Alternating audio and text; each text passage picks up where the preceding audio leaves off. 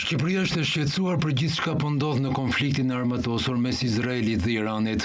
Ministri për Evropën dhe Punët e Jashtme Igli Hasani deklaroi në Ministerialin e Bashkëpunimit të Vendeve të Evropës Juglindore se zhvillimi i armëve bërthamore do të kishte pasojë katastrofike për botën, ndërkohë që nënvizoi të drejtën e Izraelit për vetëmbrojtje. Shefi i diplomacisë shqiptare apeloi për uljen e tensioneve dhe gjetjen e një zgjidhjeje të qëndrueshme përmes mjeteve politike.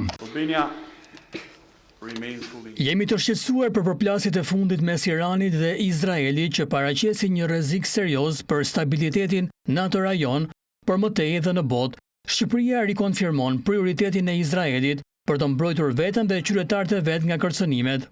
Në të njëjtën kohë bëjmë thirrje Iranit që të ndalë aktivitetet bërthamore dhe të veprojë në përputhje me detyrimet e veta në kuadër të së drejtës ndërkombëtare. Zhvillimi i armëve bërthamore do kishte pasoje katastrofike në rajon dhe përtej. Shqipëria ju bën thirrje palëve që të ulin tensionet dhe për zgjidhje të qëndrueshme politike. Duke u ndalur në zhvillimet rajonale, ministri Hasani theksoi se bashkëpunimi rajonal është themel për integrimin në Bashkimin Evropian. Shqipëria ka qenë një anëtare e përkushtuar e këtij procesi. Kemi mbështetur tregun e lirë. Jemi krenar për arritjet si marrëveshja roaming rajonale dhe 5 marrëveshjet e lëvizshmërisë të nënshkruara në kuadër të procesit të Berlinit. Shqipëria mbetet e angazhuar plotësisht në rrugtimin transformues. Zgjerimi i BE-s nuk është vetëm një proces politik, por një investim strategjik për paqen dhe stabilitetin në të gjithë Europën.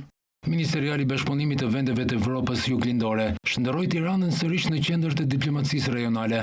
Shqipëria mbylli me sukses presidencën e saj për periudhën korrik 2024, qershor 2025, me moton "Formësojmë të ardhmen tonë evropiane".